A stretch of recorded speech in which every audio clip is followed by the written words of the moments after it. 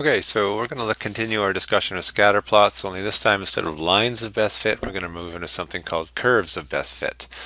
So our goal today is to be able to apply a curve of best fit and learn how to read data from that. So what if the line of best fit doesn't fit very well? Okay, so if we have something like this, you can see this has a nice cluster of data. If I draw a line of best fit on here, so I'm going to grab my line tool. I'll use red. I don't want to be too thick here. I'll just do something like that.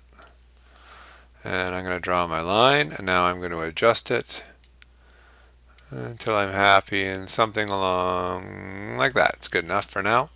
Okay, so once I've drawn my line of best fit, I use my line of best fit to answer the questions. I don't worry about the data. I'm not going to go back and look at the data. I'm using my line of best fit now because it's going to represent the trend.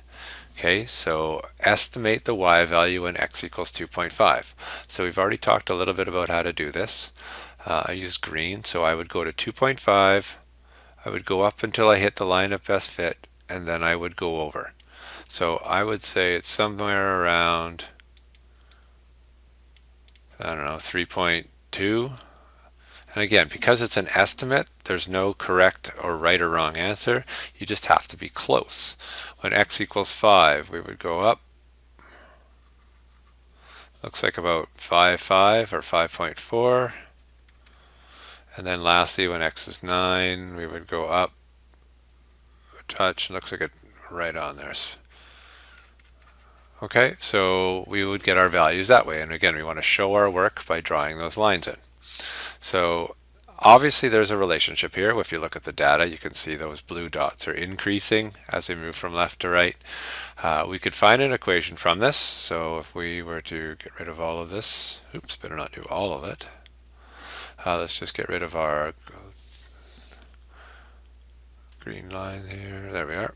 Okay, so we can find the equation. So I would, again, I'm not going to go through the whole thing. I did it in the last one, and I said this would be faster.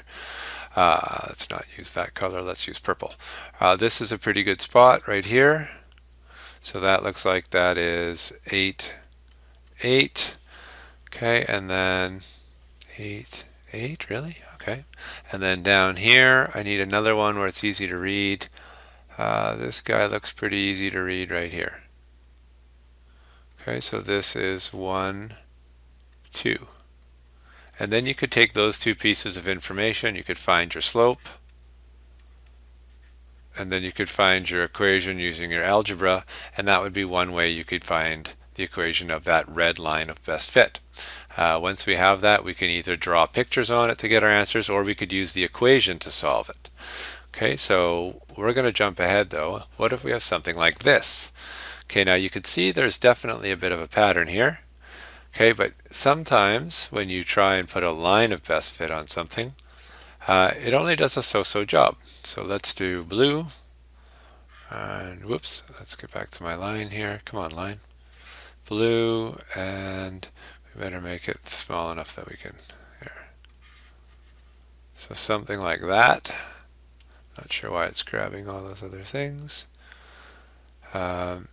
See, and it's tough. Where do you put it? You know, like, okay, let's try there. I don't know why that guy went all red, but we'll just leave it for now. So if you take that information now and you try and read this, so at x equals 2.5, so let's use purple. So at 2.5, I'd go up somewhere around there, and it looks like about 1.8 would be the y value. Okay, at x equals 5, we would go up, go across, that looks like y equals 4. And at 9, somewhere about 8.2-ish. Again, I've just got to get close. Okay, so does the line of best fit accurately describe this relationship? Well, I mean, it could, but there's some really big gaps in here. It looks like it's trending in a different direction.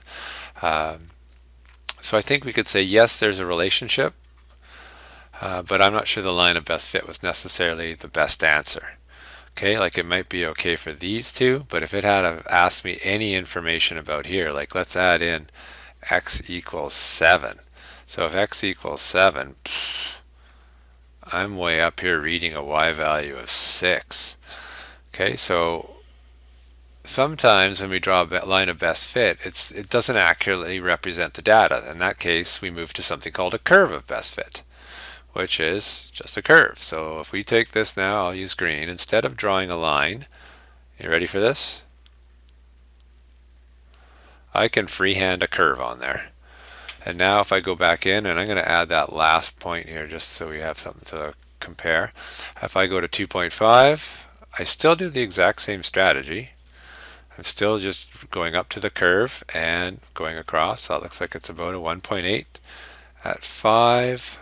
And again, if you have rulers, this would be a much better way to do this. I'm trying to do this to be relatively speedy. That looks like about 2.8 at x equals 9. We would go up, go across. So again, still around an 8. And here's the one I think that's the real big difference maker. X equals 7. Okay, so now if I go to 7 and I read that value and I come across, I get a y value of 4. Alright, now let's go back up to this graph here. I've got all these highlighted, so let's just say, let's take all of this. Okay, and then I'm going to group that together, copy it, bring it down here, and then let's paste it. And then let's compare. I'm trying to be fast here. Okay, so 1.8, 1.8. Okay, those two weren't bad. Ooh, look, there's a bit of a difference. 4 versus 2.8. Okay, so starting to become different. At the 9 values, we were still pretty good. But look at the difference here at that 7 value. Okay, those ones start to get off. So in this case, you can see the curve is a much better fit than the line. It's going to get a lot better results. Okay, so quick summary. Sometimes a curve represents the trend or pattern in a scatter plot better than a line. In this case, you'd use a curve of best fit. So here's one question to have a look at, and then the next lesson I'm going to show you how to do all of this with technology, and we'll find lines and curves of best fit in a much quicker way.